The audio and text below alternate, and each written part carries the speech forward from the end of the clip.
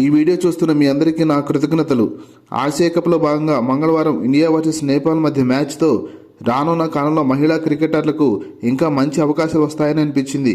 Cricket గురించి అంతగా ఆదరణ లేని దేశం, కానీ నేపాల్ మహిళలు దుర్భేద్యమైన భారత్పై చూపిన పోరాటం చూసి సూపర్ అనక తప్పదు. హర్మన్ప్రీత్కు రెస్ట్ ఇవ్వడంతో స్మృతి మందన నాయకత్వంలో టాస్ గెలిచి బ్యాటింగ్ దిగిన ఇండియా ఓపెనర్స్ ధనాధన్ ఇన్నింగ్స్ ఆడారు. ఈ మ్యాచ్లో షఫాలి వర్మకు తోడుగా హేమ్లతాకు ఓపెనింగ్ చేసే అవకాశం ఇచ్చారు. షఫాలి వర్మ టాప్ క్లాస్ ఆటతో నేపాల్ బౌలర్స్ను ఆటాడుకుంది. 26 బంతుల్లోనే హాఫ్ సెంచరీ చేసి సెంచరీ వైపు దూసుకుపోయింది. మరో ఎండ్లో హేమ్లత ప్రతి బంతిని భారీ షాట్ ఆడే ప్రయత్నం చేసింది. కానీ నేపాల్ బౌలర్స్ తెలివైన బౌలింగ్తో భారీ స్కోర్ చేయకుండా చేశారు. షఫాలి దెబ్బకు ఇండియా 8 ఓవర్లకు వికెట్లేమి నష్టపోకుండా 81 పరుగులు చేసి 20 ఓవర్లకు 200 పైగా స్కోర్ చేయడానికి పరుగులు పెట్టింది. 9 ఓవర్లో నేపాల్ కెప్టెన్ ఇందూ బర్మా రాకతో భారత్కు బౌండరీస్ రావడం చాలా కష్టమైపోయింది. నేపాల్ ఆల్రౌండర్ సీతారాణా మగర్ డిఫరెంట్ వేరియేషన్స్తో అద్భుతంగా బౌలింగ్ చేయడంతో ఒక దశలో ఓవర్కు 10కి పైగా ఉన్న భారత్ రన్ రేట్ 8కి పడిపోయింది.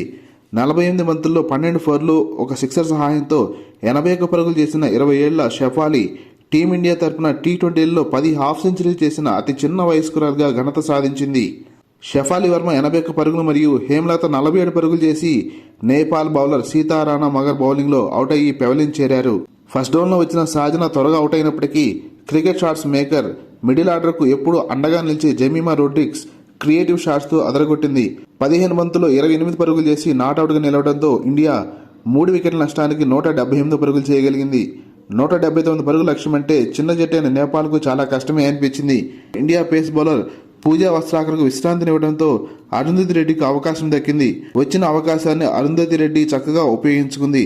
నేపాల్ డేంజరస్ ఓపెనర్స్ను ఇద్దరిని బౌల్ చేసి అదరగొట్టింది. కానీ నేపాల్ పోరాటం ఆపలేదు.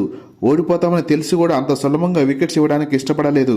నేపాల్ కెప్టెన్ ఇందూ బర్మా మరియు రూబినే ఛెత్రి పదునైన భారత బౌలింగ్ను ఎదుర్కొని నిలబడ్డారు.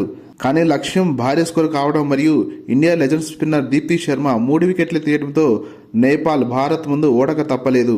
అరుంధతి రెడ్డి టాప్ ఆర్డర్ పనిపడితే దీప్తి శర్మ 4 ఓవర్లలో కేవలం 13 పరుగులు ఇచ్చి 3 వికెట్లు మరియు రాధా యాదవ్ 3 ఓవర్లలో 12 పరుగులకు 2 వికెట్లు ఇచ్చి మిగతా బ్యాటింగ్ ఆర్డర్ను దెబ్బతీశారు.